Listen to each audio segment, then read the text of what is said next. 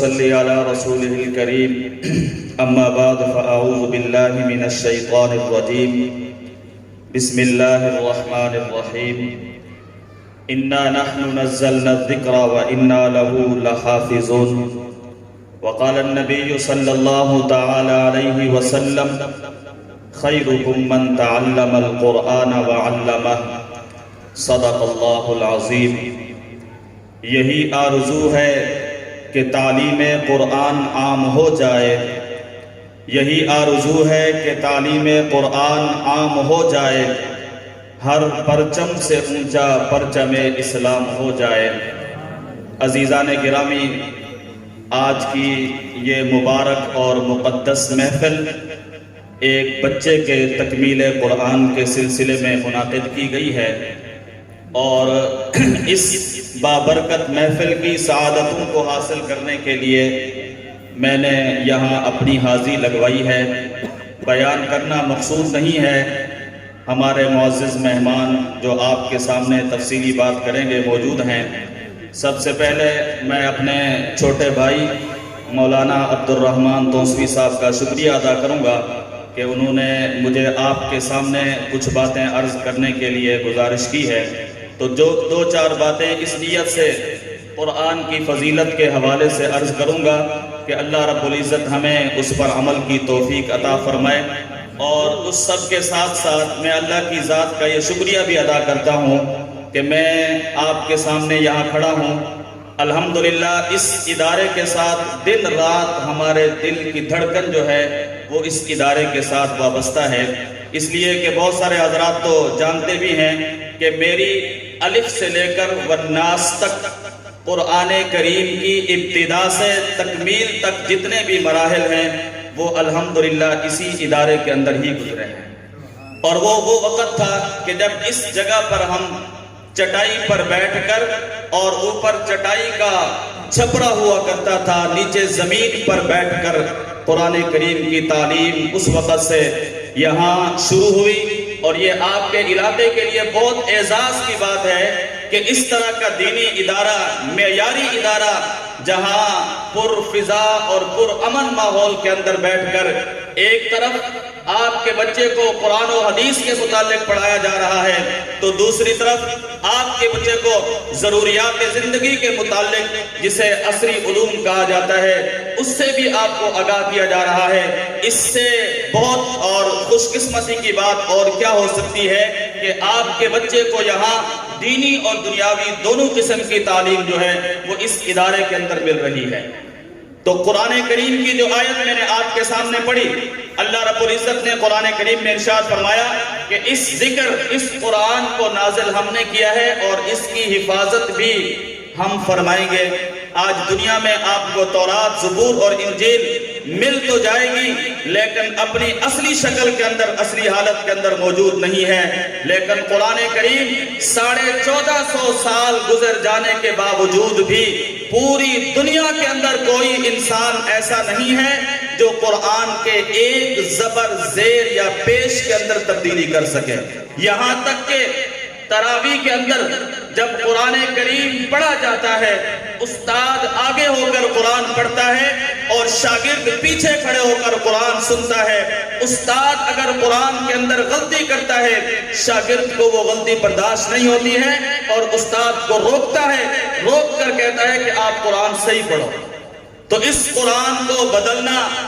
دنیا کی کوئی طاقت اس قرآن کو بدل نہیں سکتی ہے، اس کو مٹا نہیں سکتی ہے، اس کو ختم نہیں کر سکتی ہے، اس لیے کہ اللہ نے اس قرآن کی حفاظت کا ذمہ جو ہے وہ خود لیا ہے، اور ایک حفاظت کا طریقہ جو ہے وہ یہی ہے، اللہ نے اس قرآن کو اتنا آسان بنا دیا ہے، دنیا کی کوئی کتاب آپ من و عن تشریح کے ساتھ اس کو اپنے سینے کے اندر محفوظ نہیں کر سکتے، لیکن آپ کو دنیا کے اندر لاکھوں کی تعداد میں ایسے الفاظ مل جائیں گے جو الف لام میم سے لے کر والناس تک قرآن سنائیں گے، ایک زبر زیر پیش کی غلطی بھی نہیں اس کے اندر نہیں آئے گی۔ اللہ نے اس قرآن کو اتنا آسان بنا دیا، اور اس طرح اللہ نے قرآن کی حفاظت کا ذمہ لیا ہے جو آج تک موجود ہے۔ قیامت تک موجود رہے گا۔ ابھی آپ کے سامنے نعت خواں جو اپنا کلام پیش فرما رہے تھے قرآن کی فضیلت پر، اس میں ایک حدیث مبارکہ کا انہوں نے ذکر کیا ہے۔ وہ حدیث مبارکہ یہ ہے کہ حافظ قرآن کا مقام تو ہے اپنی جگہ، اسے قیامت کے دن کہا جائے گا تیری آخری ٹھکانہ اور آخری منزل جو ہے وہ قرآن کی آخری آیت ہے۔ لیکن اس کے ساتھ ساتھ جو والدین اپنے بچوں کو قرآن کی تعلیم کے لیے وقف کریں گے، میدان محشر کے دن حدیث مبارکہ کا مفہوم ہے ان والدین کے سروں پر جنہوں نے اپنے بچے کو قرآن کی تعلیم کے لیے وقف کیا ہوگا، اللہ رب العزت ایسا تاج ان کے سر پر رکھیں گے کہ جس کی روشنی سورج کی روشنی سے زیادہ ہوگی۔ جب سورج نکلتا ہے کسی لائٹ کی کسی بلب کی ضرورت نہیں پڑتی ہے، تو وہ تاج دیکھ کر اس کے ارد گرد کے لوگ جو ہیں وہ حیرت کے اندر مبتلا ہوں گے کہ یہ فلاں صاحب یہ تو ہمارے ساتھ رہتے تھے، آج میدان محشر میں ان کو اتنا بڑا اعزاز اور اکرام کیسے مل گیا ہے؟ ان کو بتایا جائے گا یہ اعزاز ان کو اس لیے ملا ہے کہ انہوں نے دنیا میں اپنے بچے کو قرآن کی تعلیم کے لیے وقف کیا تھا۔ تو اس لیے میرے دوستو، دنیا کی تعلیم کے ساتھ ساتھ بلکہ اس سے پہلے قرآن کی تعلیم کو اللہ نے مقاصد نبوت کے اندر جس تعلیم کا ذکر کیا ہے وہ تعلیم قرآن و سنت کی تعلیم ہے۔ اس قرآن سنت کی تعلیم کو اول درجہ دینا ہے، اور یہ بات بھی ذہن میں رکھے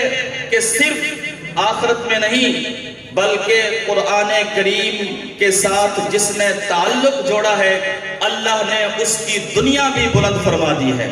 دنیا کے اندر بھی اللہ نے اس کو اتنی عزت عطا فرمائی ہے کہ جس کا میں اور آپ تصور بھی نہیں کر سکتے۔ ایک چھوٹی سی مثال، مولانا اسلم شیخو پوری شہید رحمت اللہ علیہ، آپ میں سے بہت سارے حضرات نے دیکھے ہوئے ہوں گے،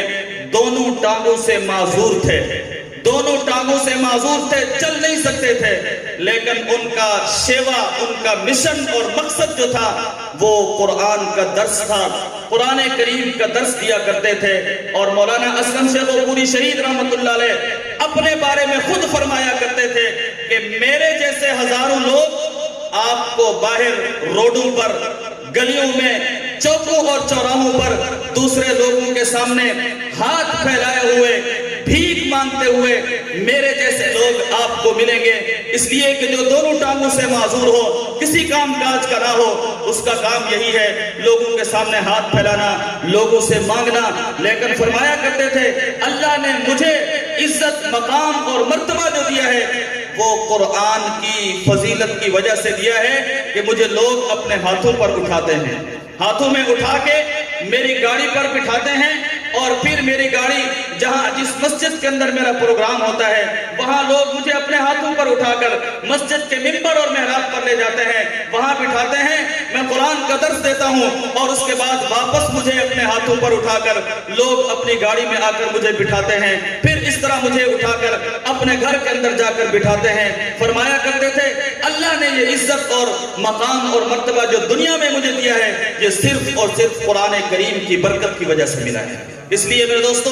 یہ مرتبہ اور مقام ہر اس آدمی کو مل سکتا ہے جو اپنا تعلق، اپنی محبت اور اپنی دلی چاہت جو ہے وہ قرآن کریم کے ساتھ رکھے گا۔ اللہ رب العزت سے دعا ہے کہ اللہ تعالی ہم سب کو اور پوری امت مسلمہ کو قرآن کریم کے ساتھ تعلق جوڑنے کی توفیق عطا فرمائے۔ اور اس کے ساتھ ساتھ ایک چھوٹی سی گزارش آپ حضرات سے یہ بھی کرنی ہے کہ ہمارے گھروں کے اندر قرآن کریم موجود ہوتا ہے، لیکن کتنا عرصے تک رکھا رہتا ہے، ہم اس کو اٹھا کر اس کی تلاوت نہیں کرتے ہیں۔ اپنے گریبان پر ذرا ہاتھ رکھ کے دیکھیں، اگر ایک دن ہمارے موبائل پر نیٹ کا پیکج ختم ہو جائے ہم کس طرح بے چین اور مضطرب ہو جاتے ہیں، اور اس کے لیے کوشش کرتے ہیں کہ ہمارا یہ پیکج دوبارہ بحال ہو جائے اور ہم دنیا کے رابطوں کے ساتھ بحال ہو جائیں۔ لیکن مہینوں تک، سالوں تک قرآن ہمارے گھر میں رکھا رہتا ہے، اس کے اوپر مٹی، گرد و غبار جو ہے اس کے اوپر پڑتا ہے، لیکن ہم اس کو اٹھا کر پڑھتے نہیں ہیں۔ ایک حرف قرآن پڑھنے پر اللہ رب العزت 10 نیکی عطا فرماتے ہیں۔ اللہ تعالیٰ مجھے اور آپ کو قرآن کریم کی تلاوت، قرآن کریم کے احکامات پر عمل کرنے کی توفیق عطا فرمائے۔ وآخر دعوانا الحمدللہ۔